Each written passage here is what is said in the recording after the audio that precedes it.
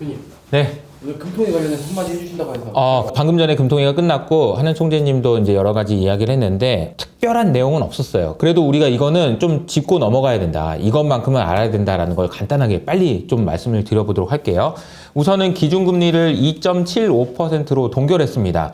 네, 제가 이제 지브리 컨텐츠로 이런 그림을 그렸는데, 지금 이창용 총재가 정말 거친 풍랑 속에서 고전분투하고 있는 모습을 좀 저는 확인이 되더라고요. 그래서 어떤 내용이 있는지 한번 설명을 드려보도록 할게요. 자, 우선 첫 번째 질문이 환율이었어요. 환율이 지금 이제 달러 약세였는데 원화는 왜 강세 안 가냐? 근데 요즘에 좀 강세로 가고 있죠. 그래서 아마 하는 총재도 정치 불확실성 때문에 이제 원화가 좀 약세였는데 이게 좀 진정이 되고 있다. 이런 식으로 얘기를 해주셨습니다. 근데 환율과 관련돼서는 지금 여러 가지 복잡한 요인들이 있어서 직접적인 얘기는 좀 피했는데 대신에 우리가 알아야 될 것은 환율이 조금 안정되고 있다. 즉 원화가 강세로 되고 있다라는 것은 그래도 통화 정책을 쓰는 입장에서는 그나마 긍정적이다라고 볼 수 있을 것 같고요.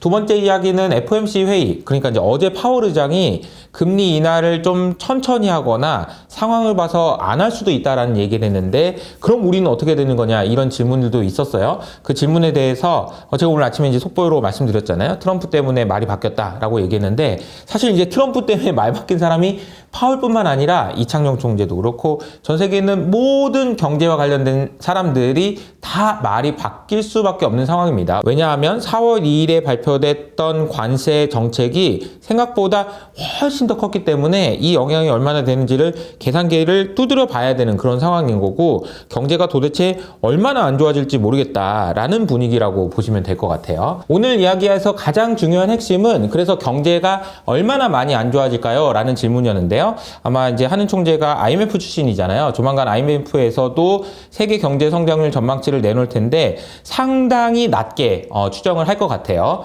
그래서 경제 성장률이 최근에 나왔던 걸 보면 WTO에서 전망한 거거든요. WTO는 어쨌든 무역과 관련된 거잖아요. 무역량이 오히려 올해 줄어들 수도 있다. 와, 이거 진짜 심각한 거거든요. 이런 식으로 경제 성장률 전망치를 크게 낮췄다라는 겁니다. 우리나라뿐만 아니라 전 세계적으로 낮췄는데 특히 지금 북미 지역이 많이 낮아졌다. 2025년에 많이 낮아졌다라는 것도 확인할 수 있습니다. 그래서 이제 예고를 해주셨는데 5월 달에는 경제 성장 전망치를 아마 크게 낮출 거라고 했습니다. 우리나라에 5월 달에 전망치가 나올 텐데 아마 많이 낮아질 것 같다라는 이야기를 해주셨고 2월 달에 했던 전망이 너무 좀 낙관적이었다라는 얘기도 해주셨습니다. 왜냐하면은 산불이 날지도 몰랐고 또 그리고 또 뭐 비행기가 떨어질지도 몰랐고 정치 불확실성이 이렇게 커질지도 몰랐고 불확실한 상황인데 안 그래도 안 좋았는데 관세 때문에 이게 훨씬 더 심각해진 거라서 우리나라의 경제 성장률 전망치를 5월 달에 업데이트할 때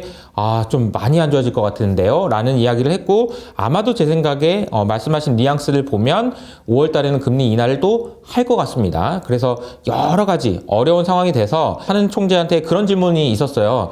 계속 그거 틀리는 거 그거 뭐하랍니까? 라는 얘기를 해주셨는데 하는 총재가 이렇게 얘기했죠. 틀리더라도 내가 틀릴 각오로 전망을 하고 다른 사람들보다 덜 틀린다라는 각오로 한번 해보겠다라는 얘기를 해주셨거든요.